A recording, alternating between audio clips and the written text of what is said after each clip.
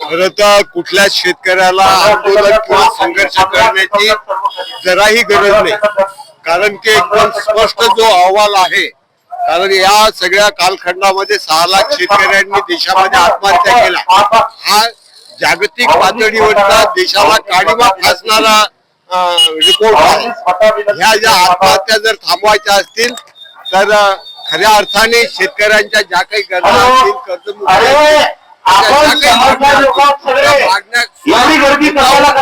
सरकारनेच खऱ्या अर्थाने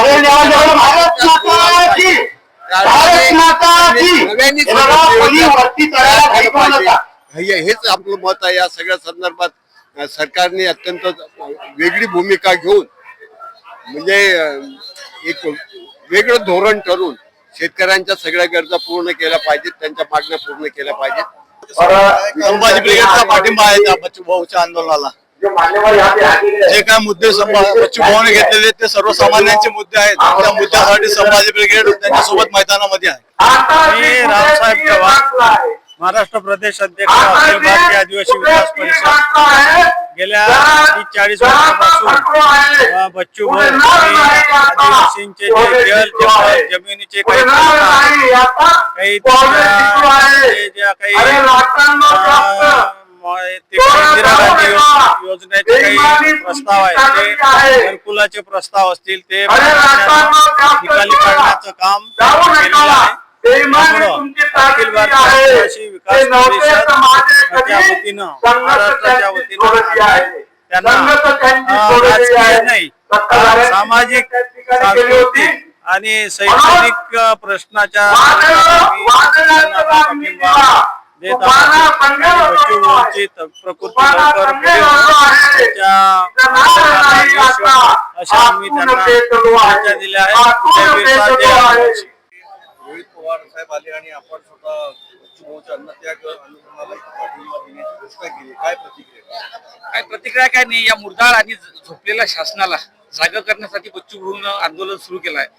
आणि हे कष्टकऱ्यांचं, शेतकऱ्यांचं आंदोलन आहे. जगाचा पोशिंदा जो आहे त्याच्यावर जर अन्याय होत असेल तर कुणीतरी एक कार्यकर्ता समाजातला उठून जागा होतो आणि या व्यवस्थेविरुद्ध बंड करतो.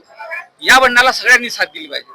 दुर्दैव असं आहे की ज्या शेतकऱ्यांसाठी आंदोलन चालू आहे तो शेतकरी अजून पेटून उठला नाही. इकडे बच्चूभाऊ मरणाच्या दारात आहे. त्यामुळे माझी सर्व शेतकऱ्यांना महाराष्ट्रातली विनंती आहे की तुम्ही स्वतः पेटून उठा. कार्यकर्ते उठतील, सामाजिक क्षेत्रातले लोक उठतील, पण जोपर्यंत हा पोशिंदा पेटून उठत नाही, कारण की तो माणूस तुमच्यासाठी लढा देत आहे आणि त्याला मरणाच्या दारातून बाहेर काढायचं असेल तर आपण सर्वांनी पेटून उठलं पाहिजे. एवढंच बोलतो. आणि हा लढा, या लढ्याला कोणतं जातीय स्वरूप नाही, कोणतं राजकीय स्वरूप नाही, कोणतं सामाजिक नाही. हा सर्वसामान्य शेतकऱ्याला लढा आहे आणि त्याला सर्वांनी पाठिंबा दिला पाहिजे. आणि या सरकारला आपली मस्तीत असलेलं जे सरकार आहे त्याची मस्ती जिरवण्याची फक्त शेतकऱ्याला आहे आणि तो हालत शेतकरी करू शकतो. आणि त्यासाठी बच्चूभाऊ सारख्या कार्यकर्त्याला समर्थन दिले पाहिजे. गेले 4-5 दिवसापासून म्हणजे 8 तारखेपासून बच्चूभाऊ सामान्य जनतेच्या मागण्यांसाठी अन्नत्याग आंदोलन करत आहे. त्यामध्ये शेतकरी आहे, महिला आहे, युवक आहे, कास्तकार आहे, कष्टकरी वर्ग आहे. या सगळ्यांच्या मागण्या सरकारचे डोळे उघडण्यासाठी जे सरकार भूल थापा मारून सत्तेमध्ये आलं आणि या सगळ्यांना विसरलेलं आहे, त्यांचे डोळे उघडण्यासाठी आज बच्चूभाऊ कडू 4-5 दिवसापासून अन्नत्याग आंदोलन करतात आहे. त्याकरता आमचे युवा नेते, आमचे रोहित दादा पवार इथे आलेले आहेत. आमचा राष्ट्रवादी काँग्रेस पार्टीचा या आंदोलनाला पूर्णपणे पाठिंबा ते इथे दर्शवणार आहे. आज यहाँ पर बच्चूभाऊ को 5 दिन हो गए घोषणा के लिए, लेकिन प्रशासन की कोई भी ठोस कदम या प्रशासन की तरफ से कोई भी ठोस दखल ली नहीं जा रही है. हमारे जिले के पालक मंत्री माननीय बावनकुळे जी यहाँ पर बाढ़ दिवस के लिए, जन्मदिन के कार्यक्रम के लिए टाइम कम रहने के लिए, टाइम कम था तो नियोजन करने के लिए हेलीकॉप्टर से आते हैं. लेकिन आज एक दिव्यांग के लिए, शेतकरी के लिए जो नेता लड़ रहा है उनकी मुलाकात लेने के लिए उनके पास समय नहीं है. तो मैं आपके माध्यम से यही कहूंगा कि इतनी निर्लज्ज सरकार, इतनी मोटे चमड़े की सरकार मैंने आज तक कहीं नहीं देखी. मैं आपके माध्यम से यही विनती करूंगा कि प्रदूषण का आज 5वां दिन चल रहा है, उनकी हालत बहुत ज्यादा खराब होती जा रही है. प्रशासन इसकी दखल ले, सरकार इसकी दखल ले, नहीं तो ये आंदोलन किस लेवल पर जाएगा ये इतिहास बन करेगा. धन्यवाद. आज आपण पाहू शकतो की आपण फक्त देशाला कृषी प्रधान देश असं म्हणतो, खरंच जो कृषी प्रधान देश बनलेला आहे शेतकऱ्यांच्या मध्ये, तर शेतकऱ्याला आपल्या देशामध्ये खरंच तेवढं प्राधान्य दिलं जात आहे का? शेतकऱ्याच्या भावाला पिकाला भाव दिले जात आहे का? आपण पाहू शकतो की शेतकरी आत्महत्येचा जो रेशो आहे तो दिवसेंदिवस वाढत चालला आहे आणि त्याच शेतकऱ्यांना दिव्यांग लोकांना घेऊन माननीय आपले बच्चू कडू साहेब आज इथे उपोषणाला बसले आहेत आणि त्यांच्या या उपोषणाला माझा आणि माझ्या गावाचा कापूसकर्णी ग्रामपंचायतीचा पूर्ण सपोर्ट आहे आणि असंच प्रत्येक शेतकऱ्यांनी, मी एक शेतकऱ्याची मुलगी आहे, अशाच प्रत्येक शेतकऱ्याच्या मुला मुलींनी सगळ्यांनीच आपण माननीय बच्चू कडू साहेबांना सपोर्ट करायला पाहिजे, तेव्हाच शेतकऱ्याला आणि शेतकऱ्याच्या पिकाला भाव हा मिळेल. धन्यवाद. काय कर्जमाफी तर ह्या लोकांनी जेव्हा निवडणुकीमध्ये त्यांच्या मागणीच होती ना, त्यांनी मतं घेण्यासाठी बोलले काय हे आता चित्र समोर यायला लागलं. त्यांनी त्यांच्या जाहीरनाम्यातच दिलं होतं की आम्ही शेतकऱ्याचं कर्ज माफ करणार आहे, सगळं सातबारा कोरा करणार आहे.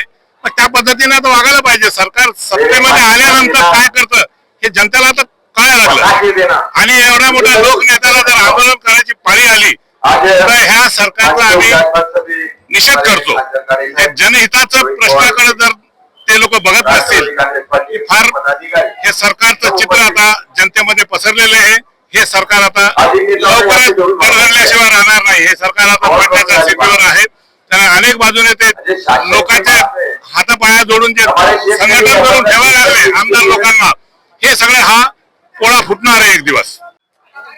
बच्चूभाऊ कडू यांनी जे शेतकऱ्यासाठी जे उपोषण आपलं सुरू केलेलं आहे त्यांना पाठिंबा देण्यासाठी आम्ही खाटोल तालुक्यामधून हल्ली सर्व सरपंच मंडळी, शेतकरी मंडळी या ठिकाणी उपस्थित झालेलो आहे. या शेतकऱ्यांना या सरकारने निवडून येण्याच्या अगोदर आपल्या भाषणामध्ये सगळ्यांनी सांगितलं होतं की तुम्ही निवडून द्या, निवडून आल्याबरोबर आपल्या शेतकऱ्याचा सातबारा या महाराष्ट्राचे जवळपास सगळ्याच नेत्यांनी जे आता या सत्तेमध्ये आहेत त्यांनी सगळ्यांनी कबूल केलं होतं की आम्ही सत्तेत आल्याबरोबर शेतकऱ्याचं कर्जमाफी करू.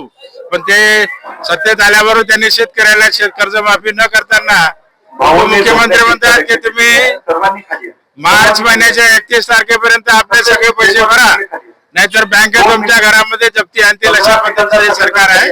म्हणून या सरकारला त्यांच्या बाबतीची जाणीव करून देण्याकरता बच्चूभाऊने जे उपोषण चालू केलं त्याला आमचा सहर्ष पाठिंबा या ठिकाणी दाखवण्यासाठी आम्ही आलो आहे. धन्यवाद.